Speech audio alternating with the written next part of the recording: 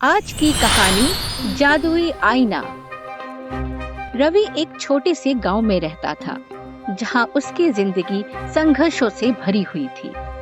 उसके पास न जमीन थी और न ही कोई कमाई का साधन। वह दिन रात मेहनत करता, लेकिन फिर भी उसकी जिंदगी में कुछ खास बदलाव नहीं आया। उसकी माँ बहुत बीमार रहती। वह अपनी गरीबी से काफी तंग आ चुका था। अक्सर वो मन ही मन सोचता रहता कि काश उसके पास कोई ऐसा जादू आ जाए जिससे वो अपनी सारी इच्छाएं पूरी कर सके। एक दिन रवि लकड़ियों की तलाश करते करते जंगल में काफी अंदर चला गया। उसको वहाँ एक पुराना खंडर दिखाई दिया। उत्सुकता से भरा रवि उस खंडर के अंदर चला गया। खंडर के भीतर पुराने सामान के साथ साथ धूल से ढका हुआ एक आईना भी रखा हुआ था। रवि ने उसे देखा और जैसे ही उसने उसे छुआ, आईना अचानक चमक उठा और एक गूंजती हुई आवाज आई, जो तू चाहेगा वो सब मैं तुझे दूंगा। अचानक आई आवाज से रवि डर गया, लेकिन जल्द ही उसने अपने डर पर काबू पा लिया और आईने से कहा, मुझे ढेर सारे सोने के सिक्के चाहिए। देखते ही देखते सोने के सिक्कों का ढेर लग गया। ये देखकर रवि का चेहरा चमक उठा। अब वो जान गया था कि उसकी तकदीर बदल चुकी है। रवि सिक्कों और आईने को अपने साथ लेकर घर आ गया। अब रवि ने आईने से रोज नई नई इच्छाएं मांगनी शुरू कर दी। कुछ ही दिनों में वह गांव का सबसे अमीर आदमी बन गया।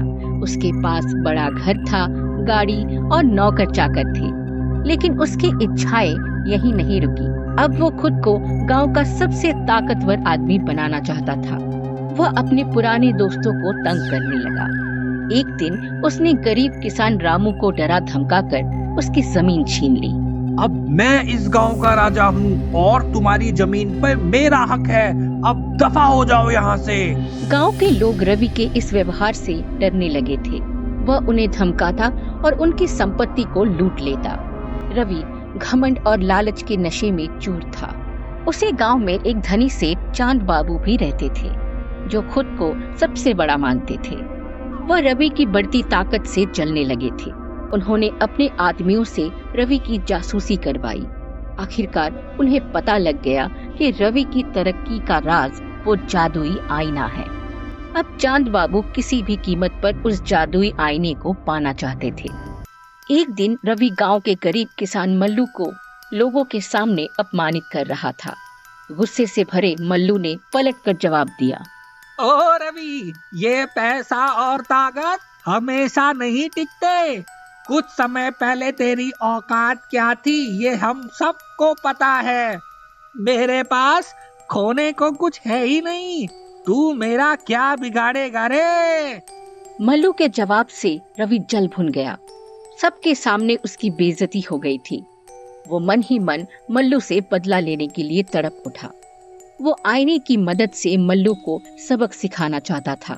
वो तुरंत अपने घर की तरफ चल दिया और जैसे ही वो घर पहुंचा, उसके पैरों के नीचे से जमीन खिसक गई, क्योंकि आईना गायब था। रवि ने पूरा घर छान मारा, लेकिन आईने का कुछ अता पता नहीं लगा। आईने को ढूंढता हुआ रवि गांव में इधर उधर घूमने लगा। तभी वो सेठ चांद बाबू के घर के पास पहुंच गया और जैसे ही उसने खिड़की से झांक कर देखा तो उसकी आंखें फटी की फटी रह गई। चांद बाबू के पास वही जादुई आईना था। हे जादुई आईना, सबसे पहले उस रवि को खत्म कर दे जो बड़ा अकड़ कर घूम रहा है आजकल। तभी आईने से आवाज आई, किसी का बुरा करने के इरादे से तुमने मुझे जो हुक्म दिया उसकी कीमत तुम्हें ही चुकानी होगी। अचानक से एक तेज रोशनी कमरे में फैल गई और रोशनी के गायब होते ही चांद बाबू खुद आईने के अंदर कैद हो गए। ये देखकर रवि के होश उड़ गए। रवि की बुद्धि पर गिरा हुआ लालच का पर्दा उठ गया। उसको समझ आ गया था, अगर आज वो मल्लू को मारने के लिए आईने को आदेश देता तो चांद बाबू की जगह वो इस आईने में कैद होता। उसने अपनी सारी इच्छाएं त्याग दी और आईने को एक गहरे कुएं में फेंक दिया। रवि ने गांव के लोगों से माफी मांगी और फिर से मेहनत की राह पर चल पड़ा। अब उसको समझ आ चुका था कि असली जादू मेहनत और ईमानदारी में है। दोस्तों, ये कहानी अगर आपको अच्छी लगी तो वीडियो को लाइक जरूर करना, और हाँ, ऐसी ही मजेदार कहानियां आप तक सबसे पहले पहुंचे इसके लिए चैनल को सब्सक्राइब करना तो आप बिल्कुल भी मत भूलना। अब अगली कहानी जो आप देखोगे इसमें आपको बहुत मजा आने वाला है। इसमें आप देखोगे कि कैसे एक बेईमान पुलिस वाले को एक गरीब आदमी बहुत अच्छा सबक सिखाता है। चलो तो कंटिन्यू करते हैं अगली कहानी। आई होप अभी तक आपने वीडियो को लाइक एंड चैनल को सब्सक्राइब कर ही लिया होगा। और हाँ, एक और बात, अब आप हमारे साथ व्हाट्सएप पे भी जुड़ सकते हो, जिसका लिंक आपको डिस्क्रिप्शन बॉक्स में मिल जाएगा। तो चलो अब कंटिन्यू करते हैं नेक्स्ट मजेदार स्टोरी। केरला के एक छोटे से कस्बे में बिज्जू अपनी पत्नी बबली के साथ रहता था।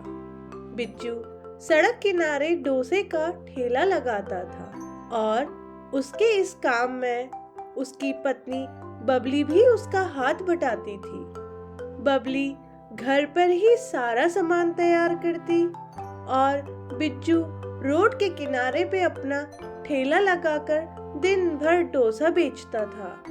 दिन भर डोसे बेचकर कमाए हुए पैसे से बड़ी मुश्किल से ही उनका घर खर्च चल पाता था। लेकिन इसके बावजूद बिज्जू बहुत ही नेक दिल और ईमानदार व्यक्ति था। वो हमेशा जरूरतमंदों की मदद करता था और बिना किसी मिलावट के अच्छी क्वालिटी के सामान से बने हुए डोसे ही बेचता था, जिसकी वजह से उसकी दुकान के डोसे बहुत ही स्वादिष्ट बनते थे। वहीं दूसरी तरफ बिज्जू की पत्नी पूरा घर संभालती और पति के ठेले के लिए सारा सामान भी तैयार करती थी। बिज्जू की आमदनी बहुत कम थी, इसलिए बबली दिन भर कमाए हुए एक एक पैसों का अच्छे से हिसाब रखती और बहुत सोच समझकर ही खर्च करती। बिज्जू दिन भर जो कमाई करता शाम को घर जाते ही अपनी पत्नी को दे देता था। एक दिन बिज्जू अपने ठेले पर खड़ा ग्राहक के आने का इंतजार कर रहा था। तभी वहां पर मोटे पेट वाला एक पुलिस वाला आ गया और कहने लगा, अरे सुना है बड़ा अच्छा डोसा बनाता है रे तू, आज जरा हमें भी तो खिला अपने हाथ का स्वादिष्ट डोसा। जी साहब, ये लीजिए आपका डोसा। पुलिस वाले ने पूरा डोसा खाया और बिज्जू से कहने लगा, अरे सच में बड़ा स्वादिष्ट है रे तेरा डोसा। एक काम कर, 10 डोसे पैक कर दे, आज घर वालों को भी तो खिलाऊं तेरे हाथ के स्वादिष्ट डोसे। पुलिस वाले की बात मानकर बिज्जू ने 10 डोसे पैक कर दिए और जैसे ही पुलिस वाला डोसा लेकर वहां से जाने लगा, तभी बिज्जू कहता है, साहब मेरे पैसे, आपने तो पैसे दिए नहीं डोसे के। पैसे? कैसे पैसे? अरे स्टाफ के आदमी से पैसे मांगता है? ठेला लगाना है कि नहीं यहाँ? ज्यादा बकबक मत कर, नहीं तो ठेला फिकवा दूंगा तेरा, समझा? बड़ा आया साहब मेरे पैसे वाला। और हाँ, अब रोज इतने एक्स्ट्रा डोसे लेके आना अगर यहाँ ठेला लगाना है तो, समझ गया ना? पुलिस वाले की बातें सुनकर बिज्जू बहुत उदास हो गया और शाम को घर जाकर जब उसने अपनी पत्नी को आज की कमाई के पैसे दिए तो उसकी पत्नी कहने लगी, अरे इतने कम पैसे, आज कमाई नहीं हुई क्या? इतने कम पैसे में हम घर कैसे चला पाएंगे? फिर बिज्जू ने सारी बात बबली को बताई। उसकी बात सुनकर बबली भी उदास हो जाती है, लेकिन रोज रोज ऐसा ना हो, उसके लिए बबली ने एक धमाकेदार तरकीब लगाई। अगले दिन सुबह वो किचन से मीठे सोडे का डिब्बा लाती है और कहती है, साहब को डोसे अच्छे लगे ना? और 10 एक्स्ट्रा डोसे लाने को भी बोला आपको, आज मैं खिलाती हूँ उन्हें फ्री का डोसा। एक डोसा खाने के लिए और 10 डोसे घर ले जाने के लिए, कुल मिलाकर 11 डोसे बबली ने अलग से पैक कर बिज्जू को दे दिए और कहने लगी, ये लो जी, इनको अलग ही रखना, ये पुलिस वाले साहब के लिए हैं। किसी और को मत दे देना। अपनी पत्नी की ये तरकीब से बिज्जू भी बहुत खुश हो गया था। उसको पता था कि ज्यादा मीठा सोडा खाने से पेट खराब हो जाता है। फिर वो मीठे सोडे वाले एक्स्ट्रा डोसे को भी लेकर अपनी ठेले पर चला गया। कुछ ही देर में पुलिस वाला भी आ जाता है। इससे पहले वो कुछ कहता, बिज्जू डोसे को परोस देता है। अरे वाह, तू तो बड़ा समझदार है। एक बारी मैं समझ गया। आज तो पेट भर कर खाऊंगा।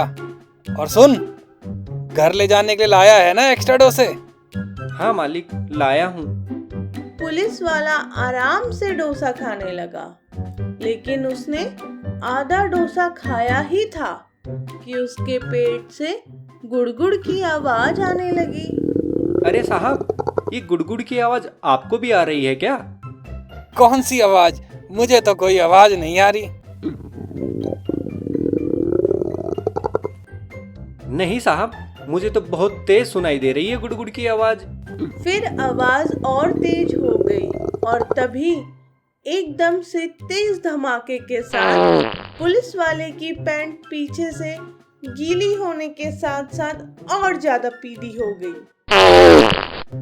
बिज्जू मन ही मन बहुत खुश हो रहा था, क्योंकि उसको तो पता ही था कि ऐसा कुछ होने वाला है।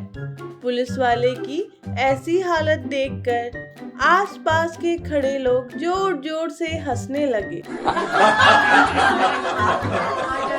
साहब, आपकी तबीयत कुछ ठीक नहीं लग रही मुझे। मेरा घर पास ही में है, घर जाकर दवाई ले आऊं क्या आपके लिए? अरे अपनी दवाई अपने पास रख, मैं ठीक हूँ। लगता है कल रात का खाना ठीक से हजम नहीं हुआ है। पूरे इलाके में उस पुलिस वाले की गजब बेइज्जती हो चुकी थी और सभी ने उसका नाम पू पू पुलिस वाला रख दिया। अपनी बेइज्जती करवा लेने के बाद पुलिस वाला वहां से भाग गया और मुड़कर कभी वहां नहीं आया। इस तरह बिज्जू की पत्नी बबली ने अपनी सूझबूझ से दुष्ट पुलिस वाले को सबक सिखाया। फिर बिज्जू कहने लगा, दोस्तों, कहानी अच्छी लगी ना? अब जल्दी से आप इस वीडियो को लाइक कर दीजिए और अगली मजेदार कहानी को देखने के लिए चैनल को सब्सक्राइब करना बिल्कुल मत भूलना।